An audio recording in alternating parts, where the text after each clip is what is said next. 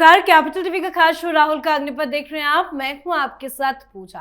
राहुल गांधी ने एक बार फिर प्रधानमंत्री नरेंद्र मोदी पर हमला बोला है। विदेश नीति को लेकर, भारत की संप्रभुता को लेकर, और यहां तक कह दिया कि भारत की विदेश नीति अब किसी भ्रष्ट व्यक्ति के शोषण का परिणाम बन गई है। लेकिन सवाल है कि क्या सच में भारत की विदेश नीति भटक गई है, या फिर एक बार फिर वही पुराना खेल राहुल गांधी की तरफ से खेला जा रहा है। और वो खेल है देश की राजनीति को अंतर्राष्ट्रीय मंचों पर ले जाकर भारत की छवि को कमजोर करने का खेल।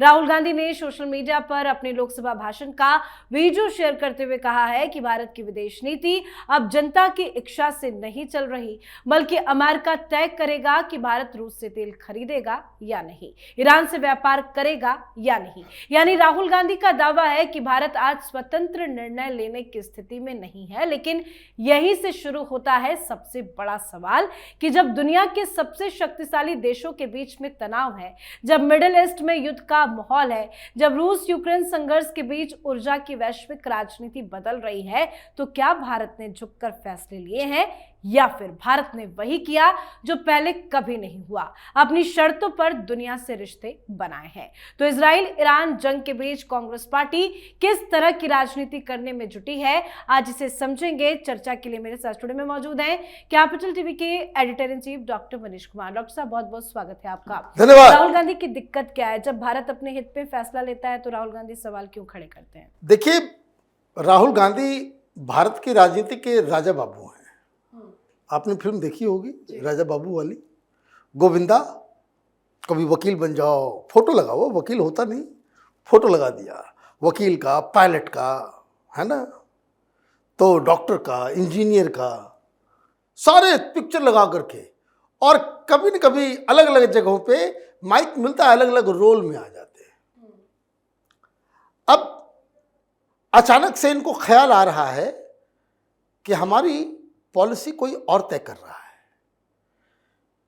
तो ये बताना चाहिए आपको कि जब डोनाल्ड ट्रंप ने हिंदुस्तान की इकॉनमी को, जो तमाम G20 जो लार्जर इकॉनमी है दुनिया भर में, उसमें फास्टेस्ट ग्रोइंग इकॉनमी है, तो ट्रंप ने कहा कि India is a dead economy.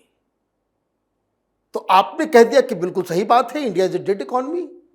तो क्या आपकी भाषण और कांग्रेस पार्टी की लाइन वो ट्रंप तय करते हैं क्या? आप सवाल खड़े कर देते हो कि जो पहलगाम में हुआ, या पुलवामा में हुआ, या उरी में जो हुआ, वो हिंदुस्तान के लोगों ने किया। ये पाकिस्तान पहले बोलता है, आप उसको आगे बढ़ाते हैं। तो क्या उस वक्त कांग्रेस पार्टी की लाइन वो पाकिस्तान तय करता है? इसी तरीके से चीन की बात, तो आपकी बात जो है उस पर कब, कहां, कैसे, क्या भरोसा किया जाए?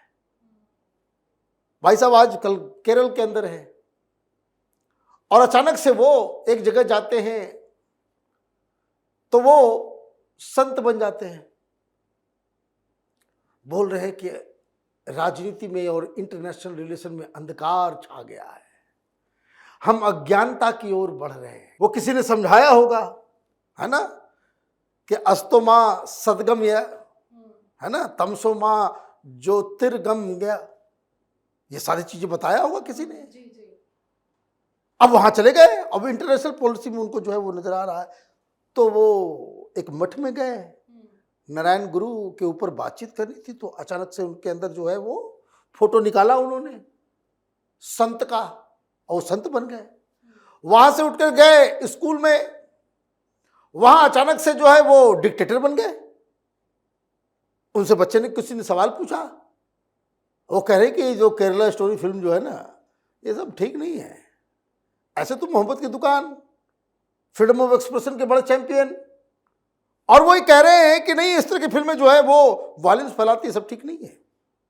सर्टेन आइडियोलॉजी को जो है उसको वेपनाइज किया जा रहा है, मीडिया को वेपनाइज किया जा रहा है, अटैक किया जा रहा है। भाई कुछ दिन पहले तो आप कह रहे थे कि भाई हर चीज फ्रीडम ऑफ एक्सप्रेशन सबको होना चाहिए, तो अंधकार में कौन लेकर के जा रहा है? तो ये हर पल अपने आप को जो है आप बदलते रहते हैं ना अपना स्टैंस। इसलिए ये हिंदुस्तान के जो राजनीति के राजा बाबू आप बन गए, इसलिए कोई आपको सीरियसली लेता नहीं है। कल तक आप क्या कह रहे थे कि अभी लड़ाई शुरू कर दो, ईरान के साथ खड़े हो जाओ। वो ईरान का जो है एक युद्धपूत गिरा दिया आपने, अमेरिका ने, और कॉम्प्रोमाइज्ड पीएम। आपको खुल मिला करके गाली देनी है आरएसएस बीजेपी को, हिंदुत्व को गाली देनी है। लेकिन इसका फायदा भी तो नहीं हो रहा। तब से कह रहे हैं पीएम इज कॉम्प्रोमाइज्ड, कुछ हो तो नहीं रहा है, बल्कि भारत की छवि, पीएम मोदी की छवि बढ़ती जा रही है। देखिए यही तो है समस्या कि ये कोई भी मुद्दा उठाते हैं उसको जनता जो है रिजेक्ट कर देती है। आपने अभी आप गिनती ले लीजिए, जज लोया का केस हो, राफाल का केस हो, आप नाम लीजिए, उसमें ये किसी लॉजिकल कंक्लूजन पे लेके जाते नहीं है। अभी आप देखिए वोट चोरी कहां चला गया भाई? वोट चोरी सिलेबस से बाहर हो गया। नहीं तो वोट चोरी, डेमोक्रेसी बचाना है, डेमोक्रेसी खतरे में। आपने क्या करवा दिया? तेजस्वी यादव को जो है सड़क पे ला करके खड़ा कर दिया। अब वोट चोरी जो है मामला खत्म हो गया। वो कारण क्या है कि आपको जनता के नब्ज का इल्म नहीं है। आप ये कह दो कि प्रधानमंत्री भ्रष्ट है ना, यही कह रहे हैं ना। आप कह दोगे कि भाई योगी आदित्यनाथ भ्रष्ट है, लोग मान लेंगे। मेरे आप, ये मूर्खता है। जो चीज जनता के गले उतर ही नहीं सकती, और प्रधानमंत्री मोदी के देश प्रेम के ऊपर, उनके राष्ट्र के प्रति कमिटमेंट के ऊपर आप सवाल खड़े करो, जनता उसको एक्सेप्ट कर लेगी? इतना बड़ा कद नहीं हुआ है आपका, ना इतनी आपकी साख है। यहां इनको अंधकार लग रहा है, और ये बड़ी बड़ी बातें उसको शोभा देती है जिसका आचरण उस तरीके का हो। अपने आप नाम पीछे गांधी लगा दिया तो महात्मा गांधी समझ रहे हैं कि जो कुछ भी बोल देंगे समझ में आ जाएगा। भाई जो व्यक्ति हॉलिडे उसको जाना है, क्लब जाना है, पब जाना है, आइलैंड पे जाकर के एंजॉय करना है, आप एक तरफ राजसी ठाट बाट उस तरह की जिंदगी जियोगे और बातें आप संतों की तरह करोगे, वो तो चलेगा नहीं। ये योगी आदित्यनाथ नरेंद्र मोदी के ऊपर शोभा देता है जब वो त्याग के बारे में बात करते हैं, तब वो समझ में लोगों को आता है। आपकी बात को कौन समझेगा? आप बेकार की बातें कर रहे हो। 24 घंटे में ये मसला जो है वो दूध का दूध पानी का पानी हो गया, क्योंकि वो जो शिप था ईरान का, वो वहां श्रीलंका के अथॉरिटी से गुहार लगा रहा था कि हमको डॉक करने दो, हमें जाने दो, आगे डिस्टरबेंस है। श्रीलंका ने रिस्पॉन्ड नहीं किया, इसलिए उस पर अटैक हो गया, और उस रेस्क्यू मिशन में श्रीलंका के साथ हिंदुस्तान की नेवी दे दी। आपने खामखा एक दिन आपने मोदी को गाली दे दिया, फिर आज आपने निकाल लिया। क्या निकाला? मैं बार बार कहता हूं कि राजा बाबू आप ये देखिए कि आप उल्टी पुल्टी बातें करेंगे। 30 दिनों का एक्सटेंशन मिला, 30 दिनों का एक्सटेंशन मिला, ये किसके फायदे के लिए है? हिंदुस्तान को फायदा होगा ना। अब हिंदुस्तान को फायदा हो रहा है तो इनको मिर्ची लग रही है। ये किस तरह के लीडर हैं भाई?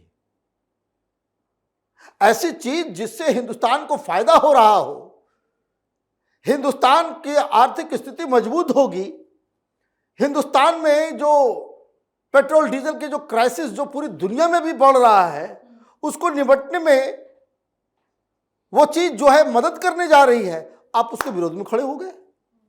सोनिया गांधी आखिरी रोटी खिलाते रही है राहुल गांधी को, और इसलिए जो है उनकी जो बुद्धि जो है और उनका जो सब कुछ जो है वो इस तरीके से चल रहा है। I am very sorry to say this कि ये बार बार, एक बार नहीं, हर बार यही होता है कि देश के साथ कुछ भी अच्छा होता है, राहुल गांधी देश के खिलाफ खड़े नजर आते हैं। somebody should tell him कि अगर यही हाल रहा, कांग्रेस पार्टी कभी रिवाइव नहीं कर पाएगी। जी, बहुत बहुत धन्यवाद सर समझाने के लिए। धन्यवाद। तो आज राहुल गांधी केरल के दौरे पर पहुंचे। केरल का नाम बदलकर केरलम किए जाने के प्रस्ताव को मंजूरी मिलने के बाद राहुल गांधी केरल पहुंचे थे। नव केरल यात्रा के तहत कई कार्यक्रमों में उन्होंने हिस्सा भी लिया। चाहे वो सोशल मीडिया का मंच हो, केरल में कार्यक्रम का मंच हो, हर जगह से राहुल गांधी सरकार को घेरने में जुटे हुए हैं, विदेश नीति पर सवाल खड़े कर रहे हैं। पर सच्चाई ये है कि भारत के बढ़ते कद को देखते हुए राहुल गांधी बौखलाए हुए हैं। पीएम मोदी की बढ़ती लोकप्रियता कांग्रेस को पसंद नहीं आ रही है। तो आप भी अपनी राय कमेंट करके लिखिएगा। देखते रहिए कैपिटल टीवी। नमस्कार।